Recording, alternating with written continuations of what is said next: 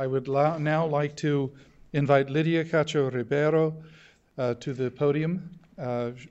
Lydia is a prominent Mexican journalist and human rights defender, famous for her exposés on sex trafficking, child pornography, and domestic violence.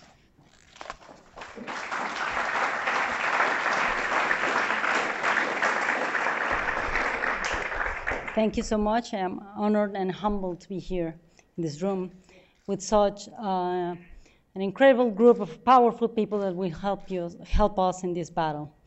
And now and forward. Now we sing your faces and you won't forget us, and we won't forget you ever. Thank you so much.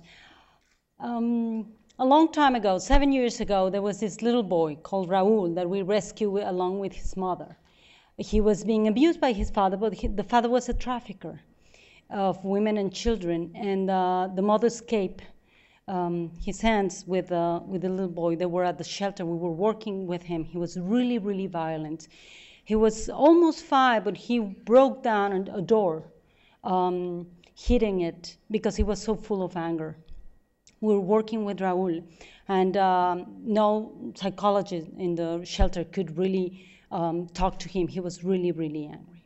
And one day I came to the office, and I was writing down in the blackboard, and then Raul kept looking at me. He was there in the floor just writing down something and really rebel, and I just, I knew how being a rebel feels like. So I saw him, and all of a sudden he looked at me from the floor, and he said, "Lydia, you're so big. You could really take my dad, couldn't you?" And I said, "Of course I could. What are you talking about?" And he said, "Okay, if he comes to the shelter and he tries to attack us, would you take him?" And I said, "Of course, any day. Don't worry about it. I know judo, so don't worry about it."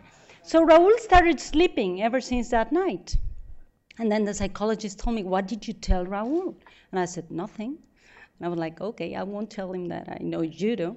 So the psychologist would tell me do not exercise violence. But anyway, after a while, there was a group of children that we protected from this huge network of child abusers and child traffickers that were making child pornography in Cancun, Mexico. There were children that were abused since they were 4 years old till they were 15 years old. The network of child pornography and child sex trafficking and sex tourism was running in the best hotels in Cancun. And these girls and boys were protected by us. So I decided to write a book about these guys. There was a senator involved. There was a minister. There was a very, very rich and powerful man, and of course, many governors. One of the governors decided to take me to jail and torture me and try to kill me in order for me to say that everything that I published in my book was not true. So anyway, I got out of that. And while it happened, Raul was in the shelter, right, going through his therapy, and his mother was going through that too. So one day I came back from jail and from the torture and everything, and they saw everything on TV at the shelter.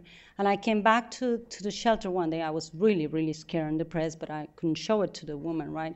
So we were talking about it, and then Raul said that he was really angry. He showed me this drawing, and in the drawing it was a big paper, white paper, in which there was a little dog in a cage, and there was a big man, like a monster, and a small woman in the corner, and in the upper corner. And I asked, "What is this?" And he said, "The little dog is me. My dad always called me little dog. You're a rabid dog. Nobody loves you." And then he said, "This big man is my dad. He's really powerful. And this little woman here is my mom, and she has no power at all. And I don't like her because she's not powerful to protect me." And I said, "Do you hug your mom?" And he said, "No, because I am a heartless dog." So I went with him, and I sat down, and I said, "Let's draw some heart." And I draw a little heart, paper heart, for me, and I asked him to draw a little paper heart for him. And we cut our hearts, and we put it here. And I said, "Let's train this. Okay, you have a heart, and I have my heart, and we'll work through our hearts because we have suffered a lot, and we're really sad, and we're really angry because we don't like violence. So every time you really, really feel like you need a heart, you just put it on." And I gave him one of these safety pins. And he said, okay, I like the idea. So I went back to the trials on back and on these mobsters wanted to kill me, and it went on for a while there. And every time he came to the shelter, Raul would say, Lydia's here, Lydia Cachao's here. So he would run to me, and he would bring like the little paper heart that was all scrambled up and just put it here and go, Lydia, look, my heart is still here, right? And then one day I came back almost when I won the case. And I went into the living room with the kids, and Raul was looking at me. He came running, he hugged me for the first time in 8 months. And I said, Raul, you're hugging me, you have a heart. And he said, yeah, well, you know. And I said, where's your heart? Where's your paper heart? And he said, I don't need one. I have one, a real one. And he just went towards his mom, and he hugged his mom. And that very day, I knew that what I was doing was worth the fight, was worth the risk, because we're not only rescuing women to help them develop their own tools, to change their own world, but to change the entire world. Every time a woman, a girl, a boy changes the view of how the exercise of violence hurts them and hurts others, they become their own heroes, their own family heroes. Raul right now is a teenage kid, and he works with us in the School for Peace. We're training teenage kids in Cancun to teach other kids to develop their own tools against trafficking and to know who is trying to get them through Facebook, who's trying to get them through Twitter, who's trying to get them outside the schools to go and be trafficked and used by tourists in Cancun and Playa del Carmen and Guerrero and Puerto Vallarta and Acapulco. So Raul right now is a teenage boy that has a real heart, and he's changing the world. He could have been a trafficker, he could have been a rapist, and we help him to develop the tools to be a good human being and, of course, a good man. So this is what we do. We don't work with violence, don't be mistaken.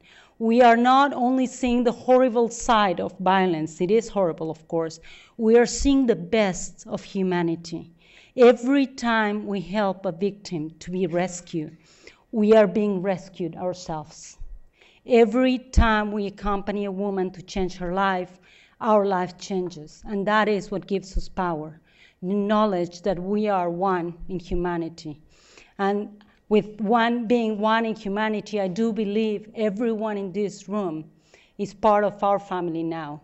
So I ask you here, if anyone has the power to do it, talk to the owners and the CEOs of Facebook to stop child pornography that is running in Facebook every day. We're seeing thousands of children, babies from 2 and 3 months old to 7 and 10 years old girls that are being sold and catched and taken pictures by guys, predators that are on Facebook. So that's your homework. We have our homework. We have a check to keep on doing our homework. And now you have one. Stop Facebook. Tell them to stop child pornography. Thank you so much.